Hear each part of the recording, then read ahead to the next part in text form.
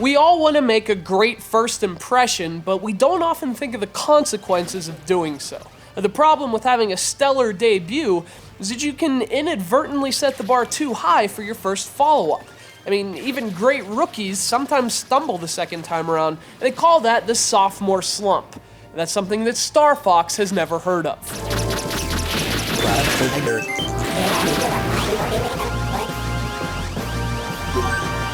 After dazzling Super Nintendo owners in 1993, the bar was set very high for the franchise's first sequel. But when it finally came 4 years later, Star Fox 64 blew people's minds all over again. It was even better than the first game, and it made Nintendo's brand new series one of its most promising of the 1990s. But although it avoided the sophomore slump, Star Fox's momentum would soon be halted by, I guess you could call it a junior jinx. The GameCube's Star Fox Adventures was an adventure game that was never meant to have the Star Fox label attached, and the follow-up, Star Fox Assault, thanks to its abundance of on-foot tedium, was even worse. Now, I don't mean to bring up sour grapes for Star Fox fans. In fact, I'm a huge fan of the series myself. I only mention the history of Star Fox to illustrate the context in which this game released. Star Fox Command was supposed to be a return to form, a realization from Nintendo that flying is what made Star Fox fun.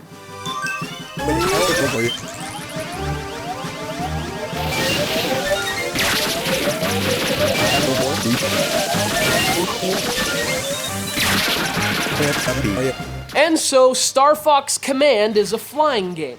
Arwings, dogfights, barrel rolls. It was even developed by some of the people who worked on the original Star Fox. And although that's what makes it a good game, that's also why Command's shortcomings are perhaps even more disappointing.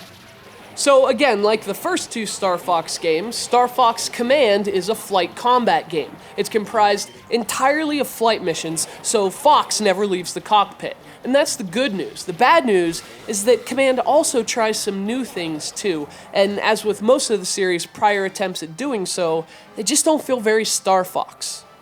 So as much as Command is a flight game, it's actually more of a strategy game. The missions aren't on-rails shooting galleries anymore. Rather than a fixed camera behind the Arwing, you get a satellite view of the ground below. It's actually more of a chess match in a way. You have a limited amount of moves, and you have to destroy all enemy bases before incoming foes can reach your base, the Great Fox.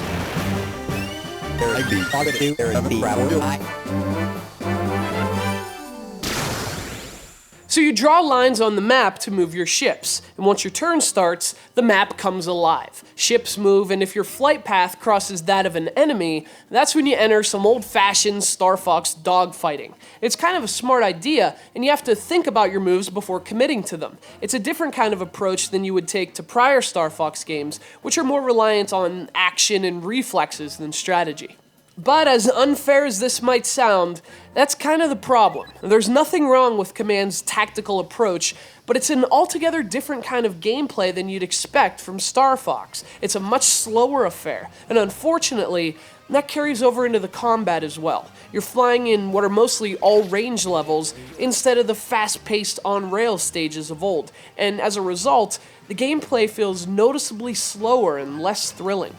But that said, it's a very interesting twist on the Star Fox formula, and to judge the game based on its own merits, Command really is a fantastic tactical space shooter.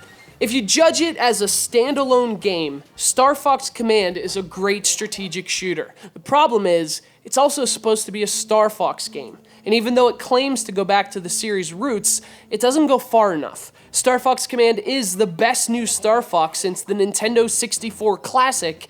I just wish it was a little more Star Fox.